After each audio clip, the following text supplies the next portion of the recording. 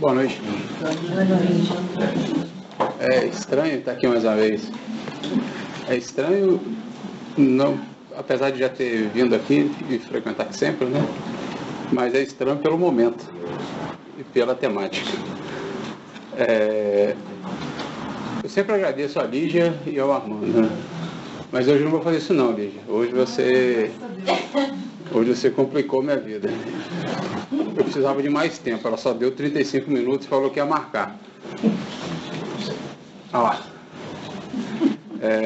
Agradecer também ao Zé Maria pela oportunidade. Eu não estava escalado para falar aqui hoje. Além de me abraçar aqui com muito carinho, falar no aniversário da Casa Espírita é uma honra, né? E ser a primeira palestra, então o primeiro estudo é uma honra maior ainda. Mas não podia ser diferente, não, porque as outras virão por especialistas na área, especificamente geólogos, biólogos, ecologistas de formação. A minha formação não tem nada com isso. E não é um tema que é naturalmente confortável para mim. Mas por isso mesmo que a gente escolheu como título Ecossistema Divino. E sendo do Brasil, o único país que tem no nome o nome de uma árvore, né? E tem uma biodiversidade grande, tem uma Amazônia lá que é um símbolo, é uma honra e uma responsabilidade ainda maior. Mas, repito, não é a minha área de conforto. Já, como a gente já faz aqui há um tempo, a gente faz o preâmbulo todo, né? Anuncia mais ou menos como é que vai ser a nossa conversa. Hoje a estrutura é sair desde o momento de formação do globo, até os dias de hoje, mas desmistificando um processo natural por natureza, ou natureza por natural, ou seja, tirando o processo de coisificação e trazendo um vetor plano espiritual, plano material. Plano espiritual enquanto gestão, enquanto plano mandatório e plano material enquanto essa consequência. E trazendo uma visão um pouco diferente, um pouco mais, entre aspas, profunda em cima dos processos relacionados à ecologia. Bom, a primeira frase: a natureza é um livro divino onde o homem é um dos personagens e Deus escreve a história. Esse aqui é o nosso carro-chefe, né? Vai ser mais ou menos esse vetor que a gente vai traçar para a nossa conversa.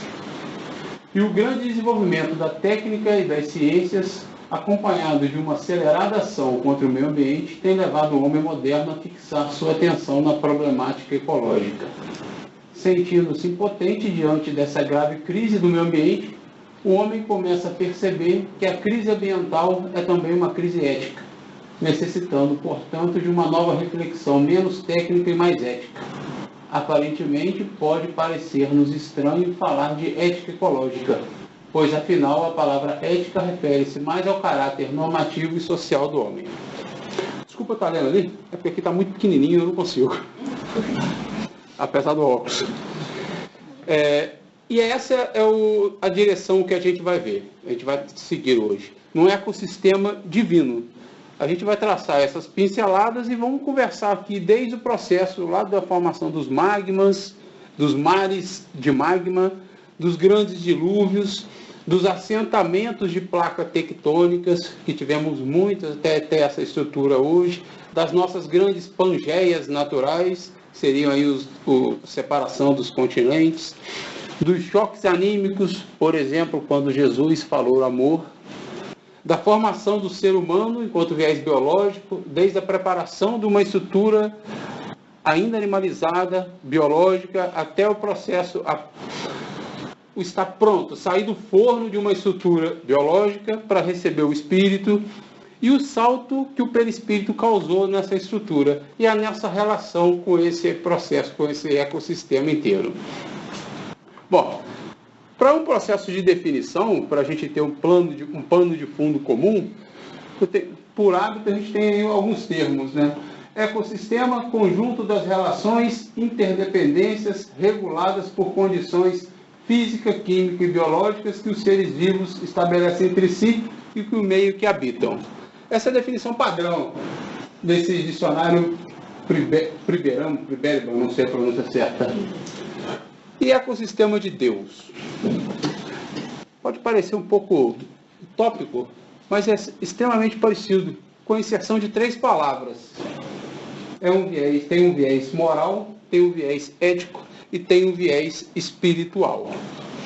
Esse é o conceito que a gente traz hoje para reflexão, enquanto uma ética espírita versus um processo ético-ecológico. E é nessa linha que a gente vai caminhar hoje. Quando falar de ecologia, falar num viés mais profundo e menos raso. E quando eu digo um viés mais profundo e menos raso, é considerando Deus como o habitat de todas as coisas.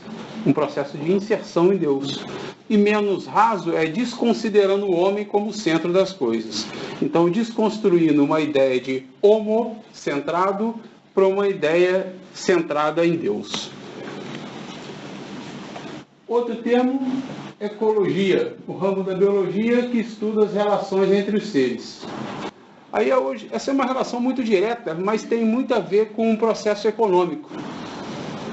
Quando eu digo processo econômico, é um potencial de aproveitamento de determinada capacidade produtiva do meio, como ele completa, bem como a influência que cada um exerce no outro.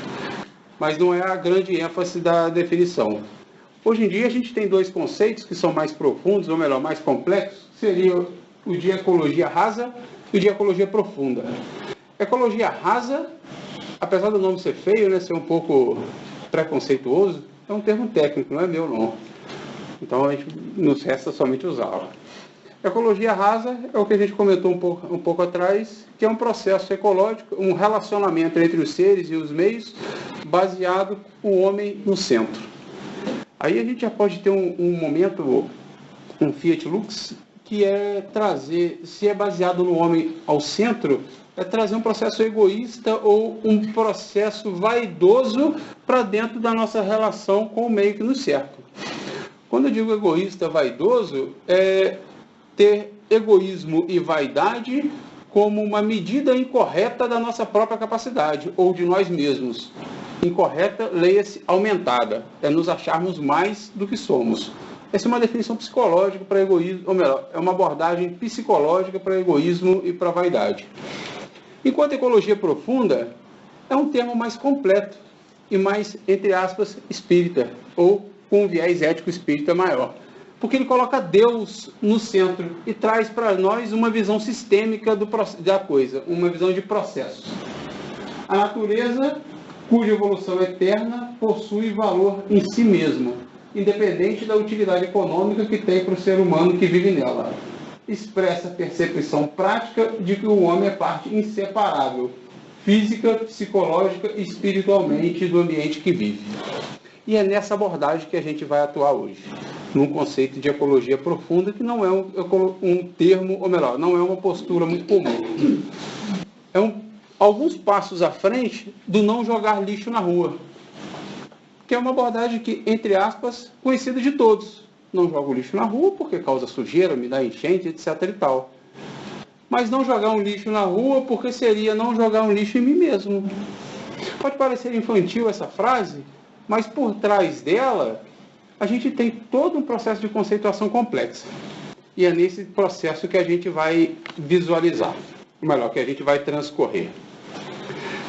Outro ponto que a gente tem que estar vinculado, ou melhor, está claro, que nós estamos vinculados dentro do planeta, no planeta Terra. E temos aqui dentro Jesus como modelo, mestre e guia. E como já disse no título, né, é Jesus o nosso grande ecologista, o nosso governador, o nosso semeador e também o nosso jardineiro. E é nesse percurso que a gente vai verificar hoje, a gente vai conversar hoje. O Jesus, enquanto ecologista e o governador, ele começa o seu trabalho um tanto quanto há muito tempo atrás, né? Quando ele recebe de Deus, dizendo de uma forma muito romântica, a missão Terra, a incumbência de nos guiar no nosso processo ascensional. E Jesus, enquanto semeador, quando ele reencarna e traz para nós a boa nova. Enquanto jardineiro, aí a gente conversa mais à frente, que é em cima do Espiritismo.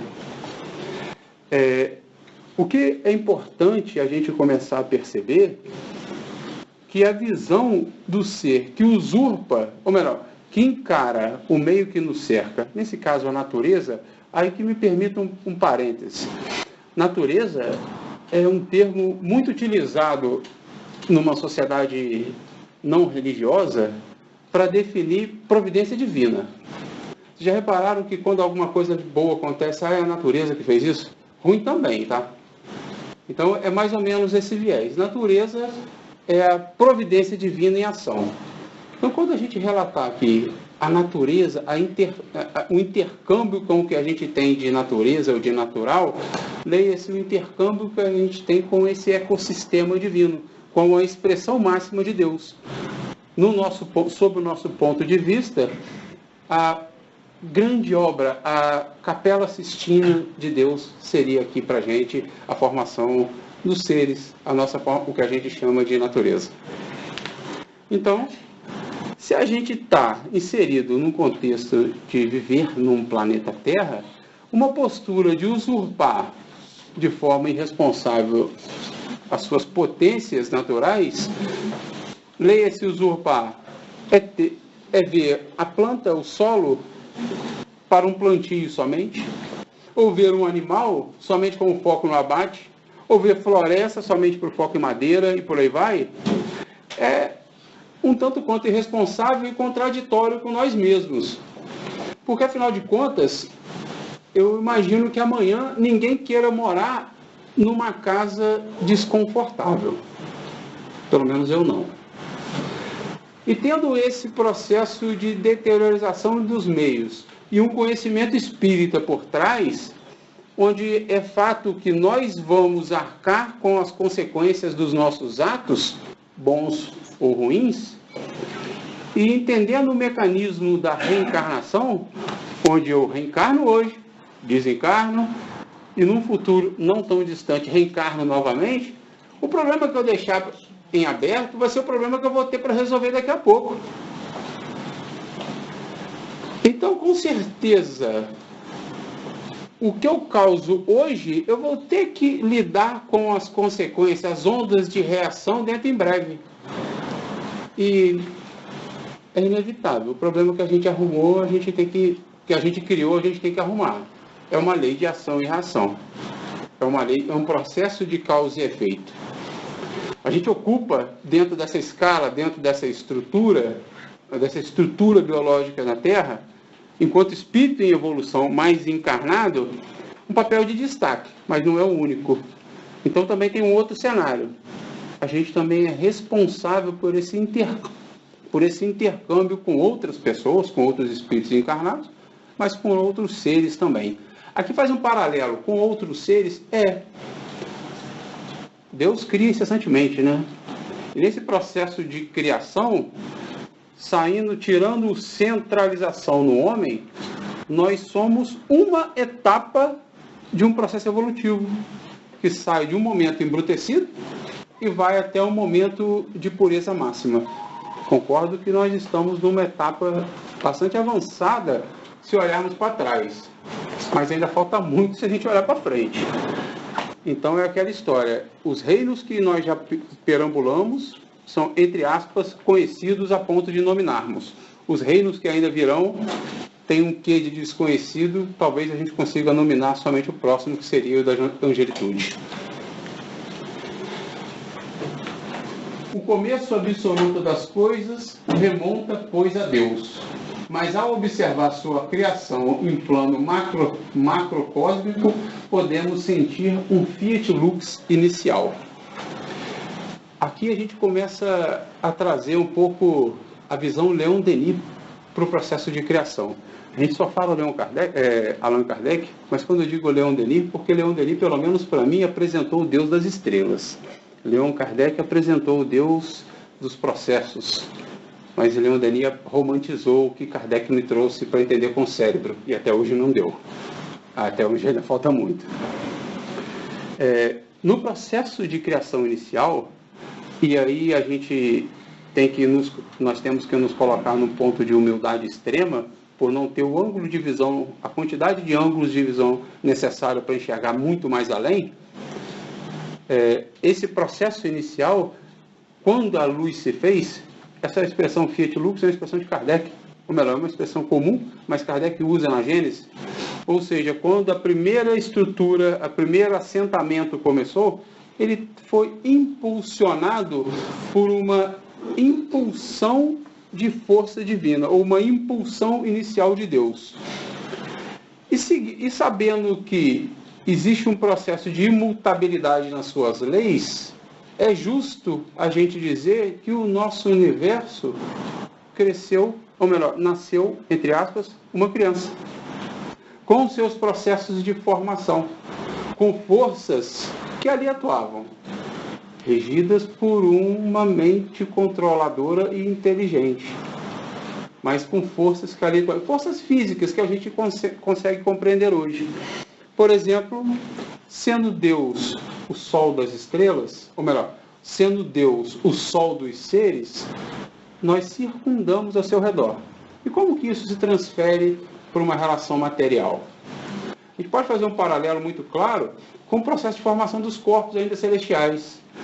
Tem o processo de condensação de matéria, e dentro desse processo de condensação de matéria, acontece um aumento de massa. Ao ter o aumento de massa, inevitavelmente, por uma consequência natural, passa a ter aí uma execução de duas grandes forças. São as nossas famosas forças centrípetas e centrífugas. Explicar isso direito. Toda garota tem um namorado. E esse namorado, digamos que ele tem um carro. Se ele for brasileiro e carioca, ele vai agir dessa forma. Tem uma curva, ele quer fazer a curva rápida. O que acontece com a garota? É jogado para o lado, né? Esse jogado para o lado é a força centrífuga, fuga do centro. E o pneu, o namorado virando para dentro, é a força centrípeta, fuga para o centro. E essa relação das duas forças que nos colocou hoje no lugar que estamos enquanto planeta. Então a gente começa a criar uma bola. Uma grande bola, forma, ela aumenta de tamanho, e na proporção que aumenta de tamanho, a ação dessas duas forças também aumenta. E chega num ponto tal que acontece um processo de ruptura desse equilíbrio. Tanto quanto acontece na ruptura do namorado que exagerou na velocidade e teve o acidente com a namorada. E o que acontece quando tem essa ruptura dessas duas forças? Corpos são lançados no espaço. Corpos sendo lançados no espaço, outra aglutinação de matéria, outra formação, outra rotação, outra força centrípeta atuando, outra força centrífuga atuando, criou-se a Terra, e da Terra veio a Lua e por aí adiante. Há muito tempo atrás, bilhões de anos atrás, quando Jesus então recebeu de Deus essa formação, imagina um médico fazendo um parto, os médicos que me desculpam, Jesus tirou dentro daquela bola de massa original e recebeu o planeta Terra. E utilizando das forças físicas, colocou a Terra tão distante quanto o Sol que nos permitiu ter o equilíbrio de força que nós temos hoje. E ao ter esse equilíbrio das forças que nós temos hoje, permitiu criar a vida que nós podemos habitar hoje. Ou melhor, que nós podemos usufruir hoje. Ali ele exerceu o grande papel enquanto governador, enquanto responsável maior da nossa história aqui enquanto encarnado. Esse é a grande missão de Jesus, o nosso processo ascensional enquanto governador da Terra. Bom, esse processo inteiro, uma vez posicionado o nosso planeta no lugar, ele teve algumas fases, de certa forma, bem marcantes. Processo de formação, liga metálica, das ligas metálicas no mar de magma, a estruturação química com as reações atômicas, um núcleo diferenciado, o resfriamento por tempestade e as chuvas de raios para as eletrificações iniciais. Isso é quase que uma matemática, por uma formação de um corpo da forma que conhecemos hoje, sem vida orgânica, para que tivesse um processo físico que permitisse que a vida orgânica surgisse. Eu digo dessa forma mesmo que a gente vai tratar aqui como foi esse processo inicial da pujança de vida, tendo como base um plano espiritual de gestão. Atualmente a biologia classifica os reinos aí em 5 grandes reinos, né? Monera seria as nossas bactérias, os protistas, principalmente as amebas, né? Os fungos, aquele cogumelo que a gente come, os vegetais e os animais. Allan Kardec utilizou aí 3 reinos para ser mais didático: mineral, vegetal e animal.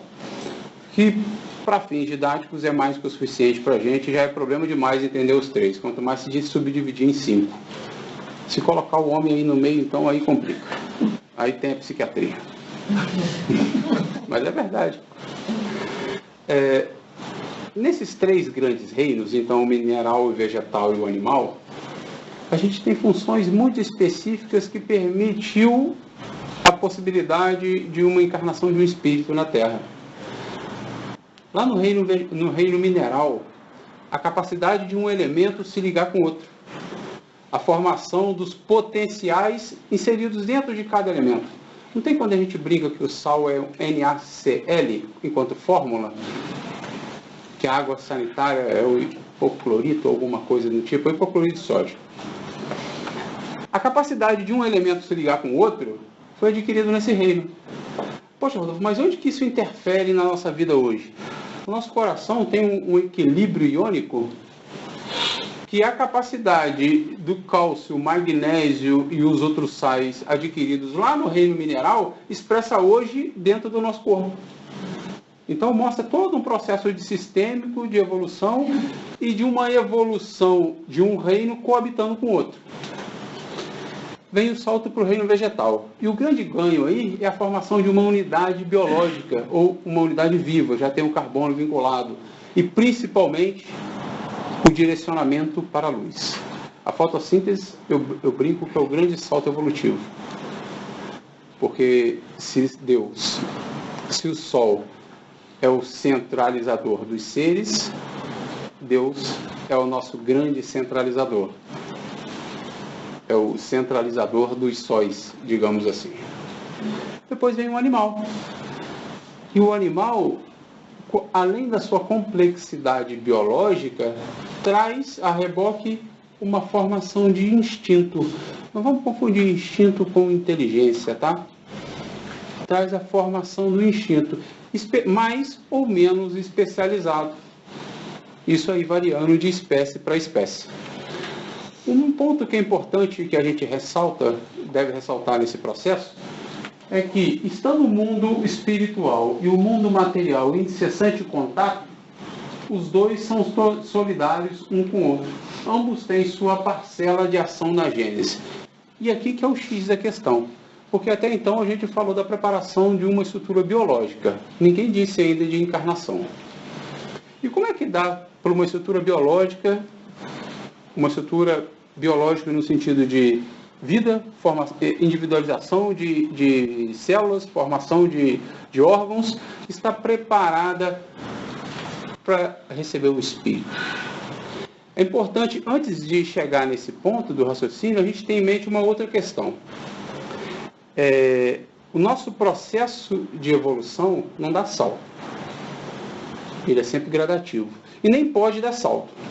Porque se ele der salto, o espaço de tempo, ou o espaço evolutivo que foi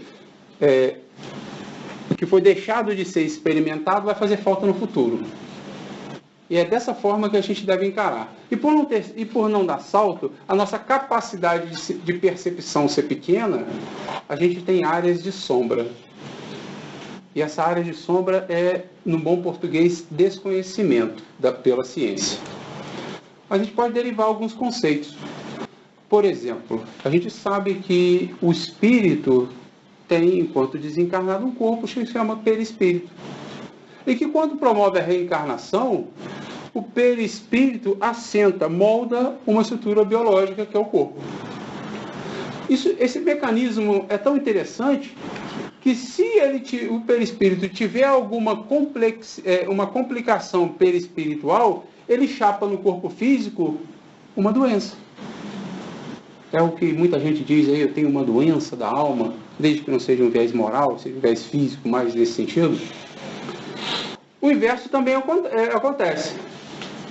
A gente espia, ou melhor, extravasa um processo, uma energia que está deturpando o perispírito, e por desencadeamento a gente tem um corpo físico retornando a um estado de saúde, ou seja, buscando o processo naturalmente da cura.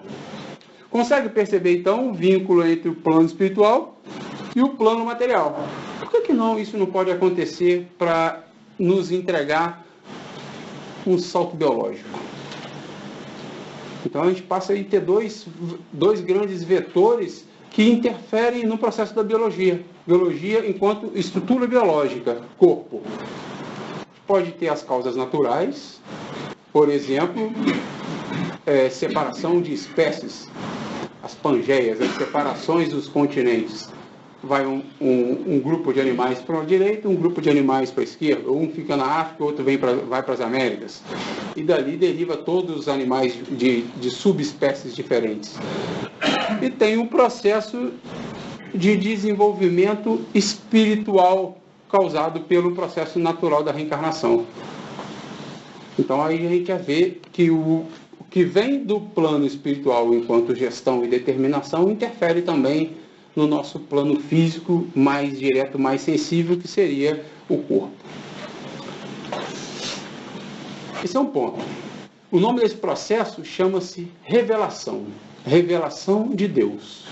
Revelação no sentido de tirar o véu. E esse processo é tão utilizado que a gente percebe, inclusive, em outros campos. No campo artístico, tem os nascimentos dos Mozarts, dos Alciones. Na medicina, tem os grandes médicos que trazem novas técnicas, que aumentam uma qualidade de vida, que permite uma expectativa de 80 para 90 anos. Isso aí eu já estou sendo positivo, tá? É um desejo. Então a gente percebe que esse intercâmbio é uma realidade, mas o plano mandatório passa a ser o plano espiritual. E o processo de revelação é interessante a gente observar dessa forma, que é a forma que Deus, em seu critério magnânimo, isso é interessante demais, usa para diminuir o nosso viés de ruideza, o nosso viés de primitividade, mas sem tirar o nosso quião de mérito. Porque ele não entrega o peixe pronto, não, usando o português lá do Brasil. Ele dá a varinha para pescar. E isso faz toda a diferença. E sempre obedecendo uma interferência do plano espiritual sobre o plano material. Com esse nosso plano de fundo, Lígia, ainda tem tempo, né? Vamos lá, Rodolfo, coragem. Com esse pano de fundo, a gente tem a reencarnação de Jesus. Ele retira a chancela lá do governador, ou melhor, incrementa a chancela, a patente de governador, com uma patente de semeador. Eu digo semeador porque, principalmente quando ele traz a boa nova, e ele muda o prisma nosso enquanto ecossistema.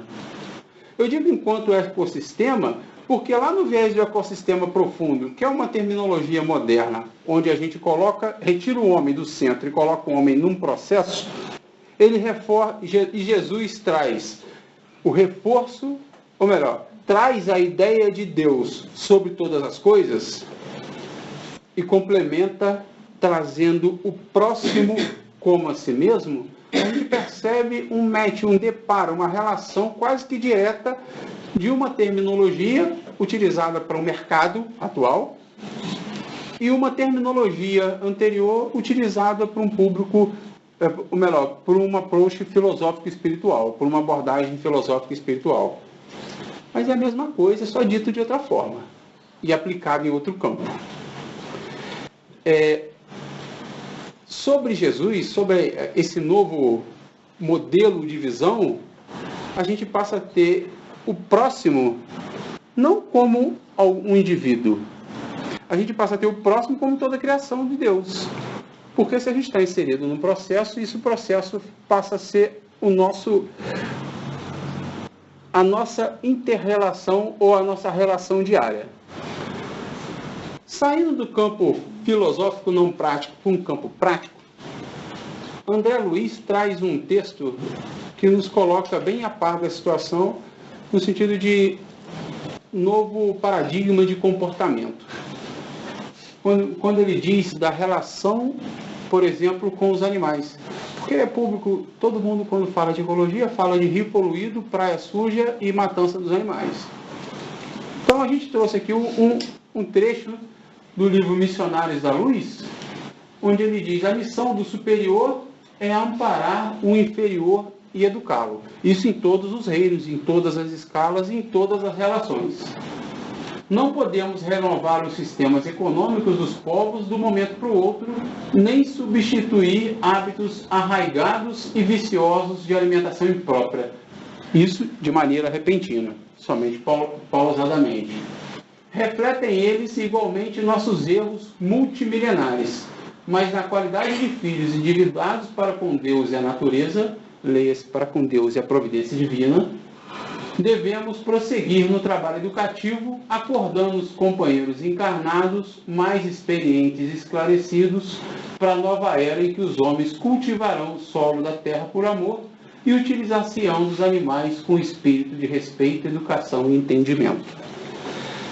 Neste momento, André Luiz chama aí para um novo prisma, um novo paradigma, um novo piso de maturidade no nosso relacionamento com os meios. Começa que ele não nos cobrou nenhuma postura de santo, né? Mas ele nos cobrou uma postura realista ao nosso piso evolutivo. Isso aí traduzido em miúdos, a gente pode observar em processos de abate, onde existe um processo de respeito aos animais. Rodolfo, então o processo de abate pode ser um processo respeitoso? Em ação final, não, claro que não. Mas é interessante a gente ver um processo evolutivo. Antes era algo clandestino, agora a gente já tem algo regrado e vamos chegar no momento onde isso não é necessário, o consumo de proteína animal, ou o processo de coisificação dos bichos. Opa, pulei uma a mais? Não. É importante também um outro critério, que é o outro grande papel de Jesus. Se ele foi o governador, ou melhor, ele é o governador e ele é o grande semeador, também é o grande jardineiro. E jardineiro, aproveitando aí a deixa para o nosso momento, nosso grande tema, ecologia. E ele foi jardineiro quando ele nos prometeu e cumpriu a terceira revelação, Kardec, o Espiritismo. Kardec sendo a boca de Jesus na Terra no século que ele nasceu, no século passado. E da mesma forma que somos como uma plantinha atraída para a luz, somos atraídos por esse grande solzão que é Deus, mas a gente tem essa dificuldade em transpor esse processo, essa nuvem nebulosa, criar esse novo paradigma da existência, o novo modus operandi de viver o dia a dia. Então, a gente começa aqui a ter uma obrigação de mudar o nosso modelo de relacionamento. Quando jogar lixo na rua deixa de fazer sentido, não porque é errado, ou porque tem uma placa, mas é porque a gente entende que o jogar lixo na rua passa a ser jogar lixo em nós, num processo de imersão dentro de um habitat divino. Quando a gente entende que o modelo de usurpador para com os recursos naturais ou para com o próximo é um modelo contraprodutivo. É contraprodutivo porque é muito mais produtivo se preocupar com o próximo do que consigo. Quer ver só? Vamos imaginar que 10 pessoas, eu adoro a conta de 10 porque é fácil e eu costumo errar. Vamos imaginar 10 pessoas, estamos inseridos dentro desse conjunto. Se eu me preocupo com o próximo e não me preocupo comigo, pode parecer um pouco estranho que isso seja mais produtivo do que eu preocupar comigo, concorda? Poxa, mas se ao mesmo tempo o próximo se preocupa com o seu arredor, ou seja, com os outros 9, eu tenho 9 pessoas que se preocupam comigo. De tal maneira que eu fico, entre aspas, melhor e mais servido. é uma relação de abundância. E é essa relação de abundância, não no campo infantil, nesse exemplo didático, mas num campo mais maduro, onde tem o respeito como ponto 01, a gente passa a retirar mais das nossas relações, seja quais forem, do que no momento egoísta ou no momento ecologicamente falando raso e não profundo. Em 2004,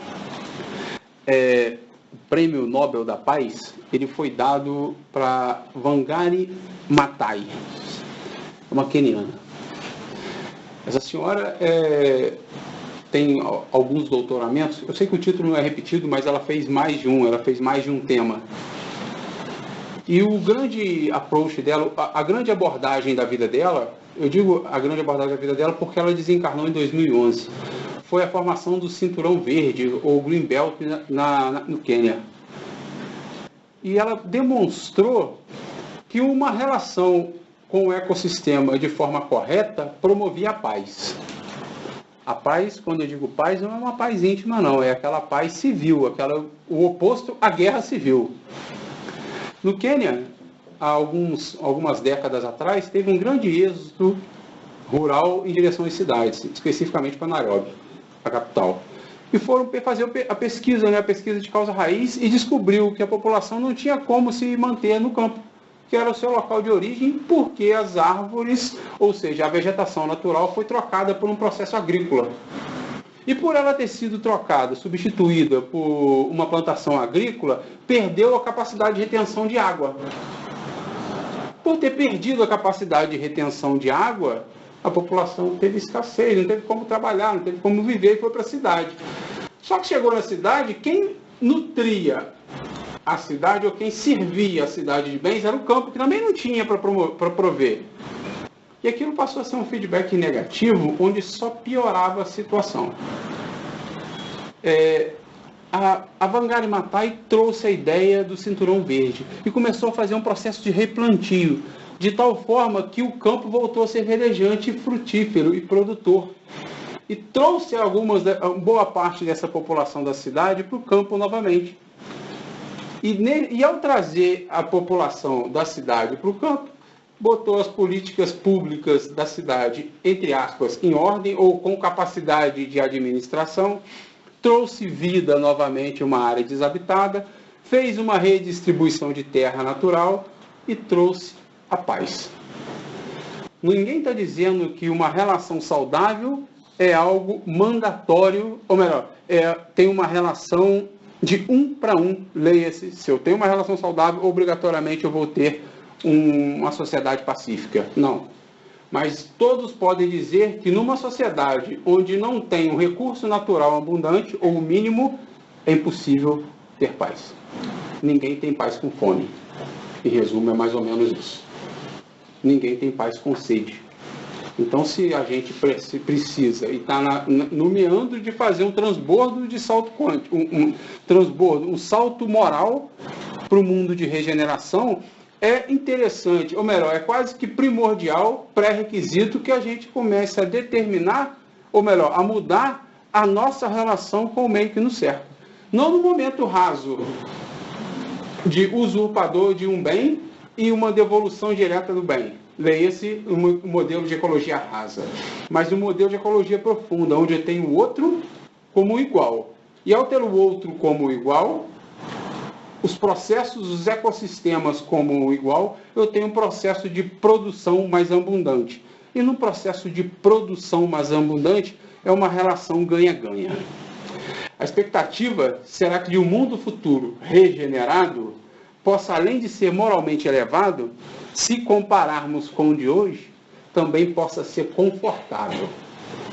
Porque se a gente continuar indo num caminho que está indo e não houver nada, que tudo indica que está sendo dada, porque a preocupação com os indicadores sociais, os indicadores ambientais aumentam, é uma tendência que sejamos, no mundo de regeneração, um povo moralmente melhor, porém que tenhamos que aprender a dessalinizar a água se quisermos água doce, ou a filtrar ar se quisermos um ar menos poluído. Chega a ser quase que antagônico. Eu dou um salto moral, mas eu tenho que fazer um retrocesso de relacionamento com o meio. É quase antagônico? Não, é antagônico. E já caminhando para o encerramento, fazendo jus ao título, né, de patrono da ecologia, Francisco de Assis, ele tem o seu grande apogeu, né, no cântico do Irmão Sol, onde ele diz que louvado seja Deus na natureza, mãe gloriosa e bela da beleza, e com todas as suas criaturas, pelo Irmão Sol, o mais bondoso e glorioso irmão pelas alturas, o verdadeiro, o belo que alumia, criando a própria glória à luz do dia. Louvado seja pelas irmãs estrelas, pela irmã lua que derrama o luar. Belas, claras, irmãs silenciosas e luminosas e suspensas no ar.